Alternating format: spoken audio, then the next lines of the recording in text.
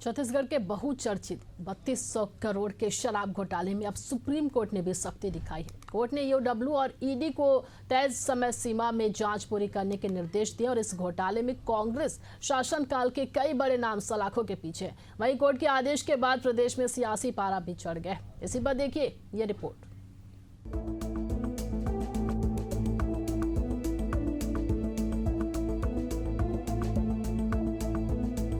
छत्तीसगढ़ के सबसे बड़े कथित घोटालों में शामिल शराब घोटाले की जांच अब अंतिम मोड़ की ओर बढ़ रही है। सुप्रीम कोर्ट ने ईओडब्ल्यू को 3 महीने और ईडी को 2 महीने में जांच पूरी करने का निर्देश दिया है। वहीं यह मामला कांग्रेस शासनकाल का है, जहां आरोप है कि 3200 करोड़ रुपए का घोटाला शराब के व्यापार और सप्लाई सिस्टम के जरिए किया गया। इस मामले में पूर्व मुख्यमंत्री भूपेश बघेल के बेटे चैतन्य बघेल और पूर्व आबकारी मंत्री कवासी लखमा सहित कई अधिकारी जेल में बंद हैं। कांग्रेस में भारतीय जनता पार्टी पर तंज कसा है। कांग्रेस के संचार प्रमुख सुशील आनंद शुक्ला ने कहा कि भारतीय जनता पार्टी ने कांग्रेस के नेताओं को बदनाम करने के लिए सारा षड्यंत्र रचा है। भारतीय जनता पार्टी को अपने मुंह की खानी पड़ेगी। केंद्रीय एजेंसियां कोर्ट में जवाब नहीं दे पाएंगी।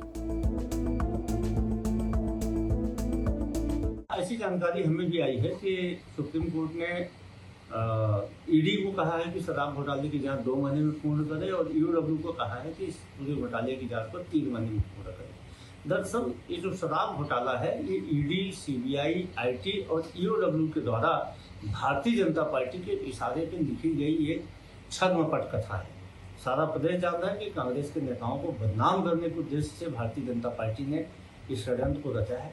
तत्कालीन सरकार के खिलाफ इनके पास कुछ नहीं था, केंद्र सरकार उपयोग की है। अब देखिए कि आने वाले समय में अदालत में ये मामला पूरी तरीके से पिटेगा और भारतीय जनता पार्टी को मुंह की खानी पड़ेगी और जितनी केंद्रीय एजेंसियां इनको जवाब देते नहीं बनेगा।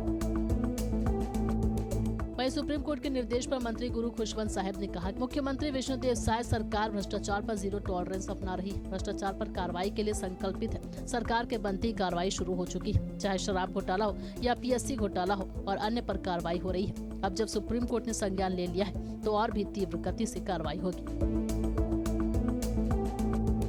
देखिए, हमारी जो सरकार है, माननीय मुख्यमंत्री विष्णुदेव साय जी की सरकार, वो जीरो टॉलरेंस की सरकार है और संकल्पित है। भ्रष्टाचार पे लगातार कार्रवाई हो रही है। इसका उदाहरण आपने देखा भी है कि जब से हमारी सरकार बनी है तो चाहे वो हमारा शराब घोटाला हो, चाहे पीएससी घोटाला हो, चाहे अन्य किसी प्रकार के भ्रष्टाचार हो, हर में कार्रवाई हो रही है। तो निश्चित ही जब सुप्रीम कोर्ट ने संज्ञान लिया है तो हमारी सरकार और तीव्र गति से कार्रवाई करेगी और लगातार कार्रवाई कर भी रही है।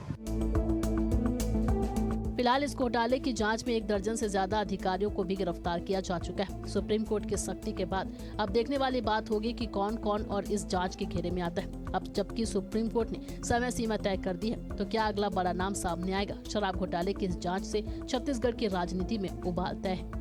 Bureau report, Asian news, Raipur.